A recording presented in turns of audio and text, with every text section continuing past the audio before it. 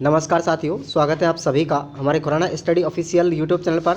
और आप सभी लगातार पेपरों से जुड़े हुए हैं, तो आप लोग इन वीडियोस को एक बार ज़रूर देखिएगा। इन वीडियोस के अंतर्गत आपको मुख्य प्रश्न देखने को मिलेंगे और इनकी जो पीडीएफ आपको व्हाट्सएप ग्रुप का लिंक हम डिस्क्रिप्शन बॉक्स में दे देंगे और टेलीग्राम को भी आप लोग ज्वाइन कीजिएगा। आपको यहाँ पर पीडीएफ के साथ साथ इन वीडियो को अगर आप लोग एक बार देखेंगे तो याद जल्दी होगा साथियों देखने से। और मुख्य प्रश्न आपको पढ़ने हैं और ये 12 जनवरी 2023 को आपका पेपर होगा। आपके अकॉर्डिंग टू टाइम टेबल 7वां पेपर है मैथमेटिक्स का, और जिसके अंतर्गत आपको यूनिट नंबर 1 और 2 इस वीडियो में मिलेगी।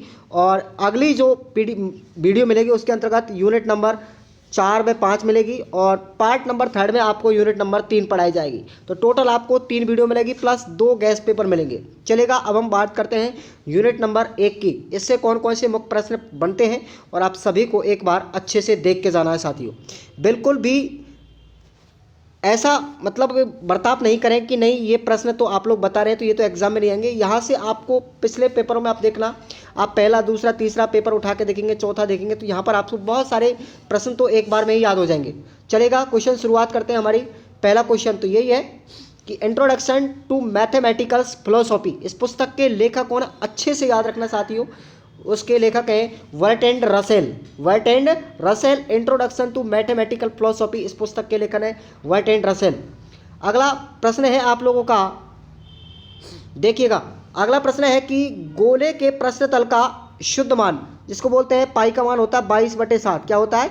22/7। ये किस ग्रंथ की देन है, ये किस ग्रंथ से लिया गया है? तो याद रखना आपको राइट आंसर होगा महासिद्धांत ग्रंथ से लिया गया है। अगला क्वेश्चन है कि त्रिकोणमिति के अंतर्गत जो व्युत्क्रम ज्या का सर्वप्रथम प्रयोग किसने किया था? तो याद रखेंगे आर्यभट्ट ने किया था। और इन्हीं आर्यभट्ट ने जीरो की खोज की थी, यानी शून्य का आविष्कार किसने किया था? आर्यभट्ट ने किया था। और व्युत्क्रम ज्या का प्रयोग भी किसने किया था? त्रिकोणमिति में आर्यभट्ट ने किया था। अच्छे से याद रख लेना। नेक्स्ट क्वेश्चन है आप लोगों का कि निम्नलिखित में से किस सभ्यता के अंतर्गत 60 पर आधारित स्थानीय मान, जिसको बोलते हैं हम सेक्सागेसिमल, इस अंक प्रणाली का प्रयोग किसने किया था? तो आपको याद रखना है सेक्सागेसिमल नंबर सिस्टम, इसका प्रयोग किया गया था सबसे पहले बेबीलोन सभ्यता के अंदर। कौन सा? बेबीलोन सभ्यता के अंतर्गत। और इसका आधार क्या माना था? 60 माना था। ठीक है, चलिए अगला क्वेश्चन है भारतीय गणित के इतिहास का शुभारंभ निम्नलिखित में से किस ग्रंथ से माना जाता है? तो याद रखना आपको, आपके 4 वेद हैं, ऋग्वेद, यजुर्वेद, अर्थवेद और सामवेद। तो इनमें से जो गणित के लिए ग्रंथ माना जाता है वो है साथियों ऋग्वेद। कौन सा है? ऋग्वेद। अगला क्वेश्चन है सूर्य प्रज्ञप्ति चंद्र प्रज्ञप्ति निम्नलिखित में से किस धर्म से संबंधित है? तो ये गणित की कृति है साथ, याद रखना जैन धर्म से संबंधित। कौन से है? जैन धर्म से संबंधित है। और एक ग्रंथ दिया गया है गणित सार संग्रह। इसके रचनाकार कौन है? तो महावीर आचार्य। कौन है इसके? महावीर आचार्य। अगला क्वेश्चन है निम्नलिखित में से किस काल को भारतीय गणित का स्वर्णिम युग कहा जाता है? तो मध्यकाल को। कौन से युग को? मध्यकाल के युग को, जिसका समय था 400 ईसा पूर्व से 1200 ईसा पूर्व तक। क्लियर? और मैंने आपको बता दिया शून्य का आविष्कारक भारत में हुआ था, जिसके आविष्कार कौन थे? आर्यभट्ट थे। अगला प्रश्न है कि अंक गणित के प्रमुख ग्रंथ गणित कौमुदी। कौन सा है? गणित कौमुदी। अच्छे से याद रखना है, गणित कौमुदी की रचना किसने की थी? सम्राट जगन्नाथ ने की थी। नेक्स्ट क्वेश्चन है आप लोगों का, रेखा गणित की जो वर्तमान शब्दावली है वो किस पुस्तक पर आधारित है? तो याद रखना आपको लीनियर मैथमेटिक्स यानी रेखा गणित पर आधारित है। भारत ने अपने प्रथम अंतरिक्ष उपग्रह का नाम किस गणितज्ञ के नाम पर रखा था? आर्यभट्ट के नाम पर। बहुत मोस्ट क्वेश्चन है, याद रखिए। ठीक है ना, आर्यभट्ट के नाम पर। अगला प्रश्न है एलसीएम, जो एलसीएम आपकी प्रणाली है उस आधुनिक नियम एलसीएम लघुत्तम समावर्ती एलसीएम का आधुनिक नियम प्रतिपादित किया था साथियों महावीर आचार्य ने। किसने? महावीर आचार्य ने। और आपका ये प्रश्न है कि ज्यामिति का जन्मदाता किसे कहते हैं? वेरी वेरी मोस्ट क्वेश्चन है, थैलेस को कहते हैं। किसको है? थैलेस प्रमेय का आपने नाम सुना होगा, तो वही ज्यामिति का जन्मदाता है थैलेस महोदय। ओके, चलिए आगे बढ़ते हैं। एलिमेंट पुस्तक के रचयिता कौन है? अच्छे से याद रखना यूक्लिड। ठीक है ना, यूक्लिड की ज्यामितीय प्रमेय तो आपने पढ़ी होगी, तो यूक्लिड जो महोदय उनकी पुस्तक का नाम है एलिमेंट। ठीक है ना। अगला प्रश्न है कि ऐसी कौन सी संख्या पद्धति जिसमें शून्य के लिए कोई चिन्ह भी निर्धारित नहीं किया गया है? तो वो है अपनी मिश्र संख्या पद्धति। कौन सी है? मिश्र संख्या पद्धति।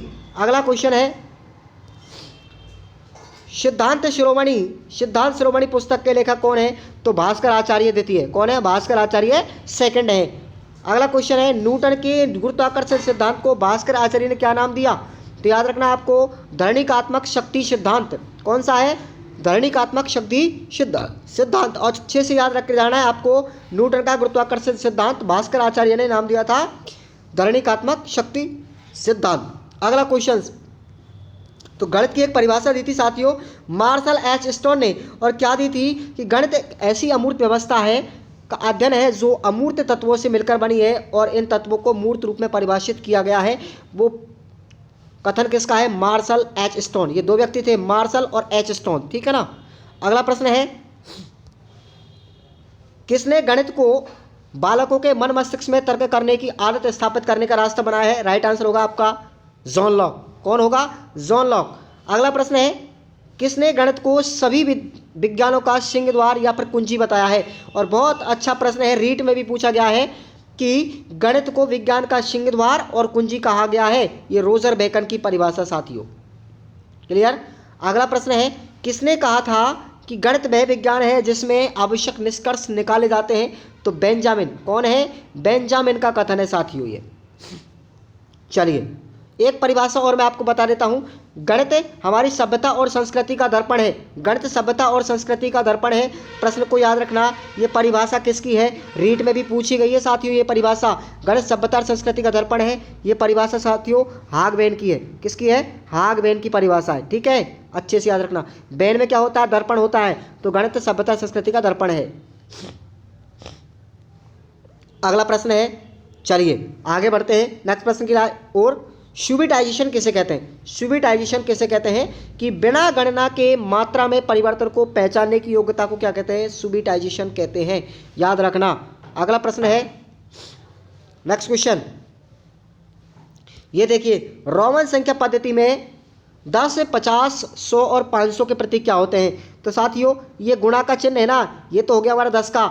एल का चिन्ह है ना हमारा एल का, इसको बोलते हैं हम 50 का, ठीक है। और सी का मतलब होता है सैकड़ा, और डी का मतलब होता है 500 का। ओके, चलिए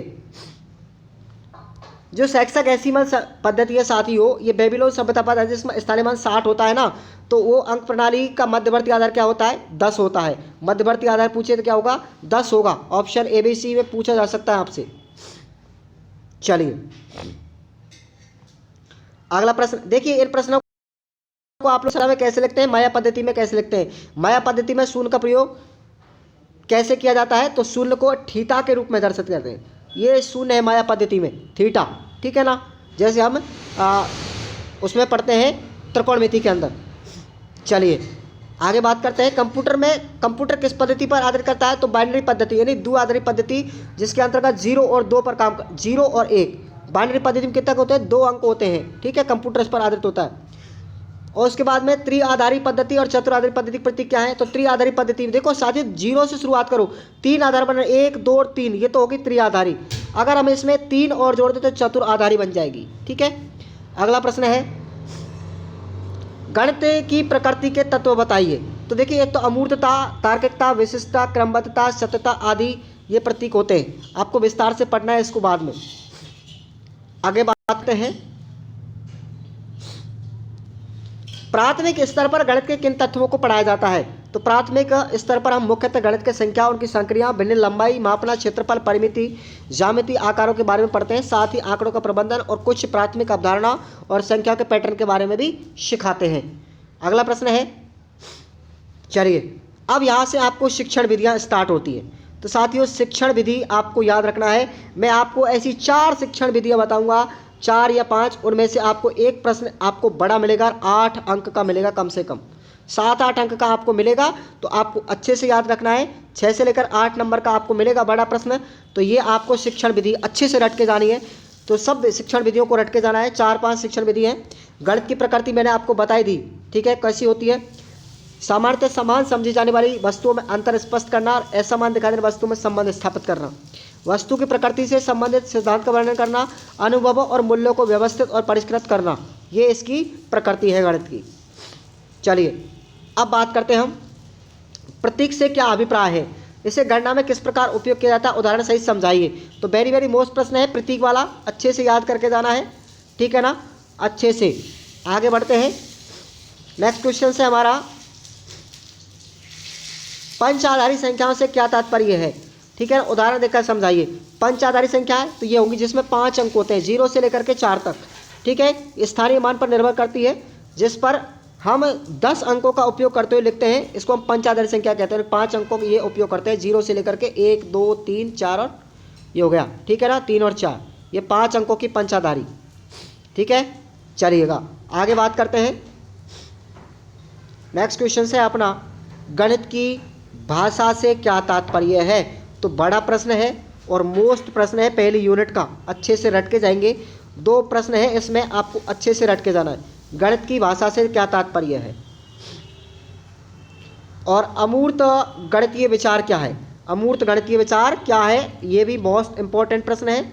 अमूर्त का मतलब क्या होगा। चलिए नेक्स्ट क्वेश्चन है हमारा,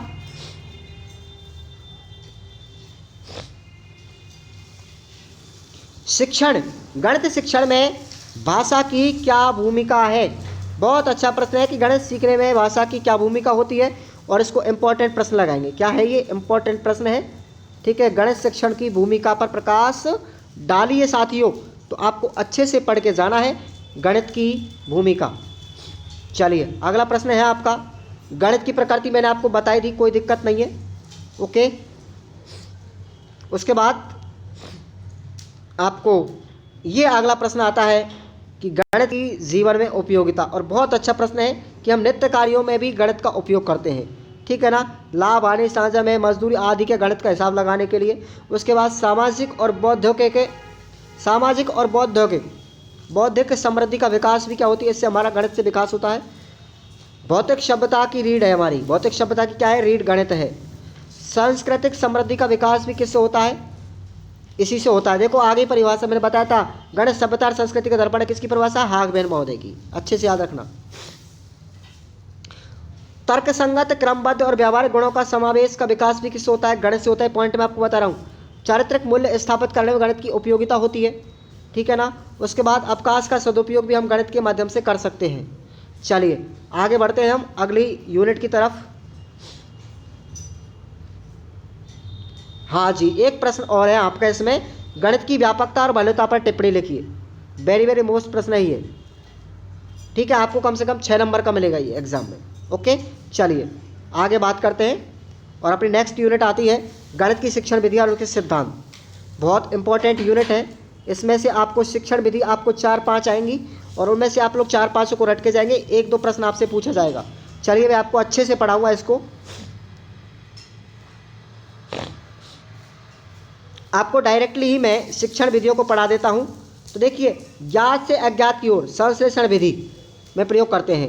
ज्ञात से अज्ञात संश्लेषण विधि कह लो। ठीक है ना, ये सिद्धांत लागू होता है। उसके बाद किसी भी प्रमेय की उत्पत्ति तथा निर्णय की रचना किस विधि के द्वारा की जाती है, तो विश्लेषणात्मक विधि के द्वारा। आपको यहाँ पर देखो, एक तो आगमन निगमन पढ़नी है। आगमन निगमन कौन सी है, आगमन निगमन। ठीक है ना, एक संश्लेषण एक विश्लेषण, संश्लेषण और विश्लेषण। ठीक है ना, एक कक्ष विधि या खुली कक्षा विधि। ठीक है ना, और एक है हमारी समस्या समाधान विधि, समस्या समाधान विधि। तो ये आपको 5 पढ़नी है और 5 में से आपको एक प्रश्न बड़ा मिलेगा और छोटे छोटे प्रश्न भी मिलेंगे। देखो, नवीन नियम की स्थापना उदाहरणों के द्वारा की जाती है, यानी पहले उदाहरण से नियम की ओर, तो आगमन विधि होती है वो।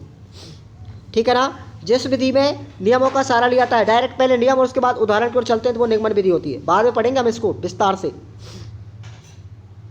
देखो, रेखा गणित में, रेखा गणित के लिए कौन सी विधि आती है, आगमन निगमन विधि का उपयोग किया जाता है। अगला प्रश्न है, ग्रामीण परिवेश के बालकों द्वारा भाग्य के प्रश्नों को गुणवत्तापूर्वक तरीके से हल करने के लिए कौन सी विधि प्रयोग में ली जाती है, तो ये आपको याद रखना, आंशिक भागफल विधि। कौन सी है, आंशिक भागफल विधि। क्लियर। सामान्य से विशिष्ट की ओर, सामान्य से विशिष्ट की ओर किस्म होता है, निगमन विधि का सिद्धांत होता है। तो चलो मैं एक बार इनको विस्तार से पढ़ा देता हूं, कोई दिक्कत वाली बात नहीं है। ठीक है ना, व्यवहारवाद के जनक आपको याद रखना है, स्किनर और वॉटसन। ठीक है ना, और क्या होता है, तो निगमन विधि के द्वारा। ठीक है ना, डायरेक्ट सूत्र दिया जाता है, सूत्र से हम उसका क्या करते हैं, सत्यापन करते हैं। आगे, गणित में सूत्रों की स्थापना करने के लिए संश्लेषण विधि कौन सी है, संश्लेषण विधि, या फिर हम उसको कहते हैं आगमन विधि। आगमन विधि का ही दूसरा रूप क्या है, संश्लेषण विधि। आगे, व्यवहारवादी उपक्रम का केंद्र कौन सा है, तो शिक्षक होता है। ठीक है ना। शिक्षक क्या होता है, व्यवहारवादी उपागम का केंद्र बिंदु होता है, न कि विद्यार्थी। और शिक्षण उपागम का केंद्र बिंदु होता है विद्यार्थी। ध्यान रखना, व्यवहारवाद का तो शिक्षक है और रचनावाद का कौन है, विद्यार्थी है। चलिए आगे बात करेंगे हम। इसको खोल देना, इसको खोले ना, पागल कर रखा हमको। चलिए आगे बात करते हैं। खुली कक्ष विधि में शिक्षण प्रक्रिया का आधार किस बाल मनोवैज्ञानिक ने किया था, तो जीन पियाजे ने किया था।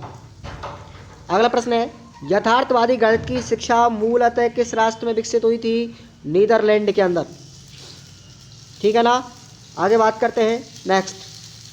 RME किस प्रकार का अधिगम प्रक्रिया है, बाल केंद्रित अधिगम प्रक्रिया है। आगे बात करते हैं, प्रस्तावना का मूल आधार आपको याद रखना है। प्रस्तावना का मूल आधार क्या है साथियों, पूर्व ज्ञान है। क्या है, पूर्व ज्ञान है। आगे बात करते हैं हम। चलिए आगे बात करेंगे। इतना ध्यान रखना है, प्राथमिक स्तर पर किन किन शिक्षण विधियों का उपयोग कर सकते हैं, तो ये विधि आपको याद रखनी है। विश्लेषण, संश्लेषण, आगमन, निगमन, खेल विधि, समस्या समाधान विधि। और अब इनको ही हम आगे विस्तार से पढ़ेंगे। चलिए आपको मैं डायरेक्टली बता देता हूँ, इसमें इतना ही है। वाइगोत्स्की के सिद्धांत का मुख्य तथ्य क्या है, तो वाइगोत्स्की के दो तथ्य। पहली चीज़ तो ये संज्ञानात्मक विकास सामाजिक अंत प्रक्रिया से होकर गुजरता है। दूसरा यह कि हमारी समझ की प्रक्रिया सांस्कृतिक संदर्भ में और साझी समझ के तहत होती है। तो साइकोलॉजी पूरी भरी पड़ी है साथियों इसमें, ठीक है ना। नेक्स्ट क्वेश्चंस पढ़ते हैं हम। गणित शिक्षण योजना बनाते समय कौन कौन से बिंदुओं पर ध्यान देना चाहिए, तो ये बहुत मोस्ट क्वेश्चन है।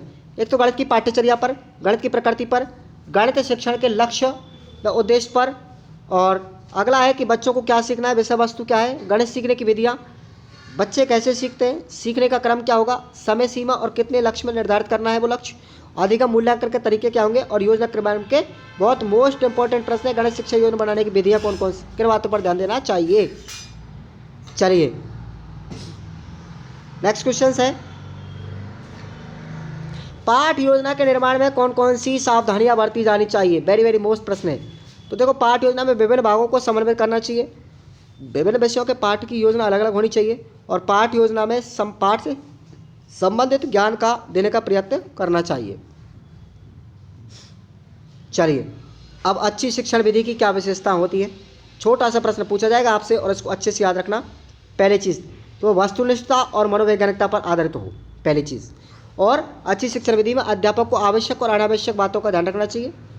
अच्छी शिक्षण विधि विद्यार्थियों को स्वाध्याय प्रेरित करती है, तर्क चिंतन और शक्ति पैदा करती है, उद्देश्यपूर्ण और शिक्षण को सजीव बनाने में सहायता करती है, और छात्रों को कार्य के प्रति लगाव उत्पन्न करती है, और प्रजातांत्रिक आधार पर विविध अवसर प्रदान करती है, छात्रों में सामाजिकता के गुण को विकसित करती है। चलिएगा अब हम बात करते हैं आगे। देखो, अगर आपसे अंतर पूछा जाएगा तो ऐसे लिखना है, ये अंतर है विश्लेषण और संश्लेषण विधि में, ठीक है। आप इसको भी याद रख सकते हैं, कोई दिक्कत नहीं है। अब आगमन और निगमन विधि, सबसे मोस्ट प्रश्न है आपका आगमन और निगमन विधि। चलिए 2019 में पूछा गया है। सबसे पहली चीज़, आगमन विधि का मतलब होता क्या है। पहली चीज़ तो आप लोग ध्यान रखेंगे कि इसमें बालक परिश्रम के आधार पर स्वयं अपने सामान्य नियमों की क्या करता है, खोज करता है, सामान्य नियमों की खोज करता है। इसमें उदाहरण से किस में चलते हैं, नियम की ओर। बालक स्वयं करते हैं, आत्मविश्वास की वृद्धि होती है, जिस वैज्ञानिक विधि है। तो वैज्ञानिक विधि कौन सी है, आगमन विधि। बच्चे क्रियाशील रहते हैं, छात्र अधिक चैतन्यता प्रदर्शित करता है, एक सर्वश्रेष्ठ विधि है, और विधि से छात्रों में विभिन्न मानसिक शक्ति का विकास किया जा सकता है। अब पहली चीज़ महत्व क्या है कि निगमन विधि का उपयोग अल्पायु के बच्चों में किया जाता है। पहली चीज़ अल्पायु बच्चे मतलब छोटी कक्षाओं के लिए ज़्यादा उपयोगी है। ओके, अगला है कि नियम की खोज करने की प्रक्रिया लंबी हो, इस विधि का प्रयोग किया जाता है। समय के अभाव की दशा में इस विधि का उपयोग किया जाता है। इस विधि में यह निगमन विधि के महत्व की बात की जा रही है, ठीक है ना। ये निगमन है, उल्टा होता है इसका और उसका। अब पूछा जाएगा आगमन विधि के गुण और दोष। तो देखो, आगमन विधि ये स्थायी होती है, विभिन्न उदाहरणों पर आधारित। उदाहरण से कहा चलते हैं नियमों की तरफ। बच्चा सदैव नवीन ज्ञान प्राप्त करने के लिए उत्सुक रहता है। बालक की तर्क विचार और निर्णय शक्ति का विकास होता है। बालक की रुचि का विकास होता है, जिससे विषय सरल बन जाता है। बालक की सूझबूझ और की वृद्धि उपयोगी है, आसानी से नियम का निर्माण किया जा सकता है।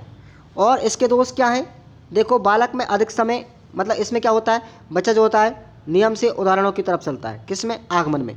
पहली चीज़ ये आपको याद रखनी है। इसमें समय ज़्यादा खर्च होता है, ठीक, समय कम खर्च होता है इसमें, लेकिन ज्ञान अस्थायी होता है इसमें, ठीक है ना। निर्णय भी अशुद्ध होते हैं, क्योंकि इसमें कुछ समय सीमा की प्रायिकता कम होती है। समय सीमा की समय ज़्यादा हुई तो ज्ञान कम प्राप्त होता है और समय ज़्यादा लंबा लगता है इसमें। इस विधि द्वारा प्राप्त ज्ञान क्रमबद्ध नहीं होता है, किसमें? आगमन विधि में, ठीक है ना। और अप्रशिक्षित शिक्षक इस प्रणाली का उचित रूप से प्रयोग नहीं कर पाता। अब निगमन विधि की कोई विशेषता बताओ, ये विशेषता है, आप इनको याद करके जाना है आपको अच्छे से, ठीक है ना।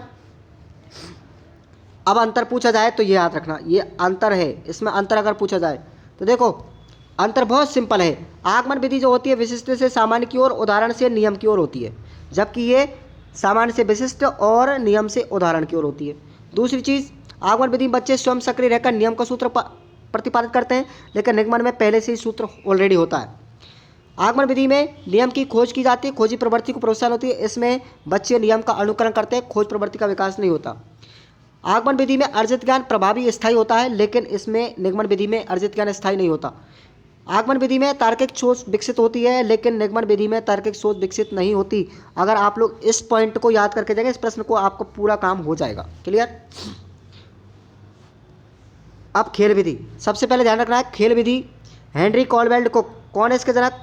Henry Caldwell Cook, Henry Caldwell Cook इसके जनक है खेल विधि के। ओके। उसके बाद अब एक मनोवैज्ञानिक विधि है, ये खेल पर आधारित है। बच्चों को खेल खेल में करो, लर्निंग बाय डूइंग है, करके सीखो, अभ्यास की पूर्णता की ओर ले जाती है। इस विधि में गणित के नियम और क्रियाओं से संबंधित व्यावहारिक ज्ञान प्राप्त किया जाता है। ज्ञान जो होता है दैनिक जीवन उपयोगी चिरस्थायी बनता है, बच्चों में आत्मविश्वास वृद्धि होती है और प्रतिस्पर्धा की भावना पनपती है। अब खेल विधि के दोष वगैरह पढ़े तो व्यवहार में कठिन है, बालक थकावट का अनुभव कर सकता है, प्रत्येक विषय के लिए इसको प्रसंगित नहीं पढ़ाया जा सकता, प्रत्येक विषय का प्रसंग नहीं पढ़ा जा सकते इससे, व्यक्तिगत स्वार्थ और होड़ की भावना, तो इस तरीके से पढ़ना है,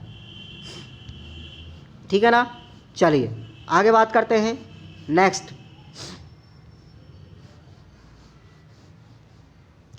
ये लो भाई, ये पियाजे का संख्यात्मक अवधारणा सीखने के सिद्धांत को, और वेरी वेरी मोस्ट है, आपसे छोटा अगर प्रश्न पूछेगा ना तो इतना याद रखना है, 3 स्तर बताए। एक तो ऑर्डिनेशन जिसको क्रमिकता बोलते हैं, कोऑर्डिनेशन सहसंबंध बोलते हैं, और कंजर्वेशन संरक्षण बोलते हैं। अब इसको अगर विस्तार से बड़ा पूछेगा तो इस तरीके से याद रखना, पहले बच्चे बिना क्रम के संख्या बोलता है, तो ये मोस्ट प्रश्न आप लोग याद रखना है, इसको याद करके जा रहा है इसको, जीन पियाजे का,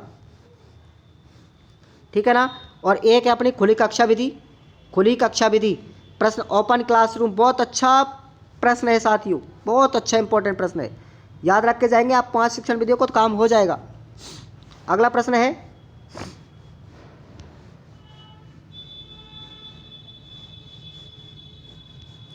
आगे तो इतने मोस्ट प्रश्न है ही नहीं।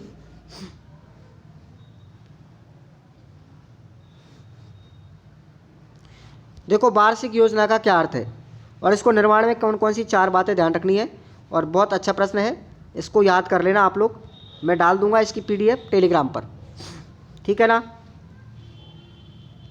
चलिए अगला प्रश्न देखिएगा,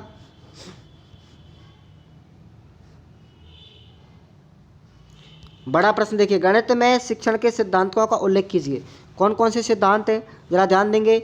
बच्चे स्वभाव और रुचि के अनुसार अपने परिवेश में स्वतः सीखते हैं, पहली चीज़। दूसरा पॉइंट है बच्चे स्वभावतः जिज्ञासु होते हैं, बच्चे सक्रिय होकर सीखते हैं, बच्चे मूर्त से अमूर्त अवधारणा को सीखते हैं, ठीक है, बड़ा प्रश्न है, याद करना है। बच्चे चुनौतीपूर्ण अवधारणा सीखते हैं तथा अपने पूर्व ज्ञान का विस्तार करते हैं, बच्चे सीखने के दौरान अपने पूर्व ज्ञान का समृद्ध विकास करते हैं, उसका उपयोग करते हैं, और बच्चे अभ्यास से सीखते हैं, उसका विस्तार करते हैं। चलिए तो ये पॉइंट आपको याद रखना है। ये आगे मैंने आगमन निगमन विधि वहाँ से बताती है, बहुत बड़ा प्रश्न बन जाएगा, वहाँ से कोई दिक्कत नहीं, आप उन पॉइंटों को रट लीजिएगा, ठीक है ना। चलिए एक समस्या समाधान विधि और रट के जानी भाई, समस्या समाधान विधि अगर आपसे पूछी जाए तो, ओके।